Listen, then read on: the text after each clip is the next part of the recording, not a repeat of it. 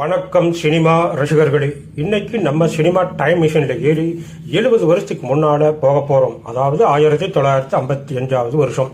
Tamil cinema வரலாற்றிலேயே ஒரு நடிகரோட வருகை அது வரைக்கும் இருந்த நடிப்பு இலக்கணத்தையே மாற்றி எழுதிச்சு அப்படின்னா அது நம்ம நடிகர் திலகம் சிவாஜி கணேசன் அவரோட வருகை தான். 1952 பராசக்தி மூலமா புயலா கிளம்பின அந்த சிங்கம் அடுத்த 3 வருஷத்துல செம ஸ்டைலிஷா செம ஹேண்ட்ஸம்மா நடிச்சு மிரட்டின ஒரு படம் தான் இந்த கோடீஸ்வரன். இந்த படத்துல ஒரு ஸ்பெஷாலிட்டி இருக்கு. இன்னைக்கு நம்ம ஊர்ல வரதட்சணை கொடுமை பத்தி எவ்வளவோ படங்கள் பேசுறோம்.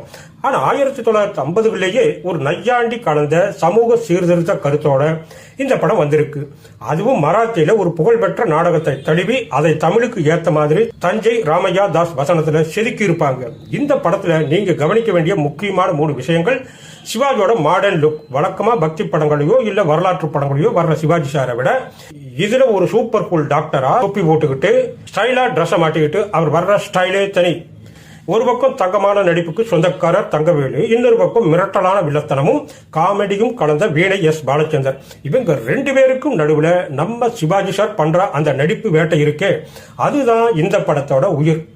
பணம் மட்டும்தான் வாழ்க்கைன்னு அலையிற ஒரு பணக்கார அப்பாவுக்கு புத்திசாலித்தனமா பாடம் புகற்ற ஒரு இளைஞனோட கதை.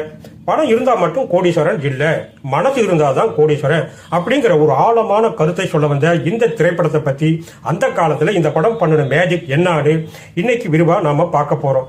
ஸ்கிப் பண்ணாம முழுசா பாருங்க. படத்தோட ஆரம்பமே ஒரு பிரம்மாண்டமான அரண்மனை மாதிரியான வீடு. அங்க ராவ் பகதூர் ராமசாமி அப்படின்னு ஒருத்தர் இருக்கார். இவருக்கு எப்பவும் பணம் தான் குறி. அந்த கேரக்டர்ல நடிச்சது நம்ம தங்கவேலு சார். இவருக்கு ஒரு பையன் ஒரு பொண்ணு. பொண்ணு லீலா கேரக்டர்ல பத்மினி நடிச்சிருக்காங்க. இவங்க 2 பேருக்கும் கல்யாண வயசு வந்தாச்சு.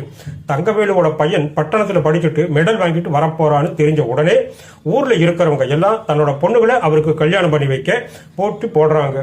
முதல்ல 5000 ரூபாய் வரதட்சணை கேட்ட ராமசாமி பையன் டிஸ்டிங்ஷன்ல பாஸ் பண்ணிட்டான்னு தெரிஞ்ச உடனே ரேட்டை ஏற்றிடுவார். அந்த அளவுக்கு பணத்து மேல அவருக்கு ஒரு வெறி. இப்ப நம்ம நடிகர் திலகம் என்ட்ரி ஆவார். இதுல அவர் பேர் சந்தர். மெடிக்கல் காலேஜில் டாக்டர் படிப்பு படிச்சுட்டு இருக்கார். அறிமுக காட்சியிலேயே ஒரு தொப்பி ஒரு ஸ்டைலான சட்டை போட்டுக்கிட்டு அப்படியே மன்மதன் மாதிரி வரார் சிவாஜி.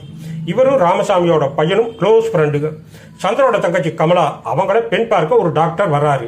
அவர் வேற யாரும் இல்ல, வீணை எஸ் பாலச்சந்தர் தான். அவர் மனோதத்துவ நிபுணரா வந்து பண்ற கலாட்டா இருக்கே அப்பப்பா. ஒரு பொண்ணை கேள்வி கேட்டு டார்ச்சர் பண்ற அந்த காட்சியில அந்த காலத்துல ஒரு ஏழை பொண்ணு கல்யாணத்துக்காக எவ்வளவு கஷ்டப்படுறாங்க அப்படிங்கறத டைரக்டர் சுந்தர் ராவ் நட்கன்னு ரொம்பவே யதார்த்தமா காட்டியிருப்பார். கமலாவுக்கு கல்யாணம் ஆகாததால அவளை ஒரு 80 வயசு கிழவனுக்கு 5வது தாரமா கட்டி வைக்க பார்க்கிறாரு ராமசாமியோட குமாஸ்தா. இதை கேட்டு கோபமான சந்தர் அந்த குமாஸ்தாவை வெளுத்து வாங்குறார். இன்னொரு பக்கம் ராமசாமியோட பையனும் கமலாவும் காதலிக்கிறாங்க. கல்யாண விஷயமா ராமசாமியை போய் சந்திக்கிறாங்க சந்தரும் அவங்க சித்தப்பாவும். அங்கேயும் ராமசாமி 30,000 ரூபாய் வரதட்சணை கேட்கிறார். சந்தர் சும்மா விடுவாரா? ஒரு பெரிய பொய் சொல்றாரு. நான் ஆப்பிரிக்காவில் பெரிய வைர சுரங்கம் வச்சிருக்கேன், நான் பெரிய கோடீஸ்வரன் அப்படின்னு கதை விட அதை நம்பி ராமசாமியும் கல்யாணத்துக்கு ஒத்துக்கிறார். அப்புறம் தன் நண்பன் மூலமாகவே ராமசாமி கிட்ட இருந்த பணத்தை எடுத்து வரதட்சணையா கொடுத்து கல்யாணத்தை முடிச்சிடுறாரு சந்தர். ஆனா உண்மை தெரிஞ்சது ராமசாமி கொதிச்சு போய் தன்னுடைய மகனையும் மருமகளையும் வீட்டை விட்டு துரத்திடுவார். இப்ப வந்து சந்தரோட கோர்ட்ல இருக்கு. சந்தர் ஒரு சூப்பர் பிளான் பண்றாரு. ராமசாமி பணம் முதலீடு செஞ்ச பேங்க் திவாலா ஆகிடுச்சு அப்படின்னு ஒரு பொய் தந்தி கொடுக்க சொல்றாரு. அந்த தந்தியை பார்த்ததும் ராமசாமி அப்படி ஆடி போயிடுவார். கிளைமேக்ஸ்ல ராமசாமி தன்னோட தப்பை உணர்ந்து மகனையும் மருமகளையும் ஏத்துக்கிறார். சந்தரும் லீலாவை கல்யாணம் பண்ணிக்கிறார். கடைசியில அந்த தந்தி சந்தர் கொடுத்ததுதான் அப்படின்னு தெரிஞ்சு எல்லோரும் நிம்மதியா ஒண்ணு சேருவாங்க. இந்த படத்துல சிவாஜி சாரோட அந்த இளமை துள்ளல் அந்த ஸ்டைல் சான்ஸே இல்லைங்க. ஒரு சீன்ல சிகரெட் பெட்டி மேல தட்டி தட்டி சிகரெட் எடுக்கிறது, அப்புறம் அதை பிடிக்கிற ஸ்டைல்னு மனுஷன் கலக்கி இருப்பார். கிளைமேக்ஸ் காட்சியில வேஷ்டி சட்டையில வந்து தங்கவேலுவை வெற்றி செய்யற இடத்துல எல்லாம் சபாஸ் போட வைப்பார். அடுத்ததா தங்கவேலு படம் முழுக்க அவரோட பணம் பித்து, அப்புறம் கிளைமேக்ஸ்ல 15 நிமிஷத்துல அவர் காட்டுற அந்த எமோஷனல் அதிர்ச்சி வருத்தம் கெஞ்சுதல் அப்படின்னு நடிப்புல அவர் ஒரு நிஜமாகவே தங்கம்தான். வீணை பாலச்சந்தர் அந்த டாக்டர் கேரக்டர்ல வந்து பண்ற நக்கலும் நையாண்டியும் ஒரு பக்கம் கோபத்தை வரவழைச்சாலும் அவர் நடிப்புல ஜெயிச்சிட்டாரு அப்படின்னு தான் சொல்லணும்.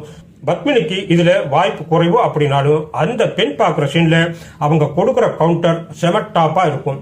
பாடல்களை பொறுத்த வரைக்கும் குளவும் தென்றல் யாழும் குழலும் பாட்டு எல்லாம் இன்னைக்கும் கேட்க தூண்டும் ரகம். முடிவா சொல்ல போனா இன்னைக்கு நாம பார்த்து இந்த கோடீஸ்வரன் 1955 வருஷம் வெளிவந்த இந்த திரைப்படம் வெறும் ஒரு பழைய படம் மட்டும் கிடையாது. இது ஒரு சமூக பாடம். ஒரு பணக்கார திமிர் பிடிச்ச மனுஷனோட கண்ணை திறக்க ஒரு சாதாரண இளைஞன் தன்னோட புத்திசாலித்தனத்தால எப்படி ஒரு நாடகம் ஆடுறான், அதுல எப்படி ஜெயிச்சான் அப்படிங்கறத அந்த காலத்திலேயே ரொம்ப ஸ்டைலிஷா சொல்லியிருப்பாங்க. நடிகர் சிவாஜி கணேசன் அவர்கள் சினிமாவுக்கு வந்து 3 வருஷத்துல இப்படி ஒரு மாடர்ன் கேரக்டர்ல நடித்தது அவரோட பன்முகத்தன்மைக்கு ஒரு சாட்சி. அந்த தொப்பி, அந்த சிகரெட் ஸ்டைல், அந்த துடுக்கான பேச்சு, இதெல்லாம் தான் அவரை ஒரு யூனிவர்சல் ஸ்டாரா ஆக்குச்சு.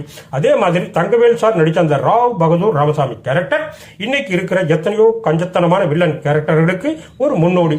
படத்தோட கடைசியில அவர் தன்னோட தப்பை உணர்ந்து பணம் முக்கியம் கிடையாது, பாசம் தான் முக்கியம்னு சொல்ற அந்த 15 நிமிஷம் அங்கதான் ஒரு நடிகனா அவர் ஜெயிக்கிறார்.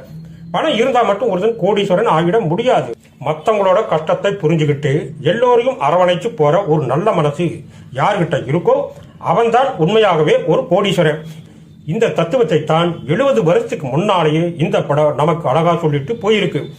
இந்த வீடியோ உங்களுக்கு பிடிச்சிருந்தா அந்த லைக் பட்டனை தட்டி விடுங்க. இந்த மாதிரி சுவராசியமான சினிமா தகவல்கள், பழைய படங்களோட அலசல், இதையெல்லாம் தெரிஞ்சுக்க நம்ம சேனலை சப்ஸ்கிரைப் பண்ணி அந்த பெல் ஐக்கானையும் பிரஸ் பண்ணிடுங்க. நன்றி, வணக்கம்.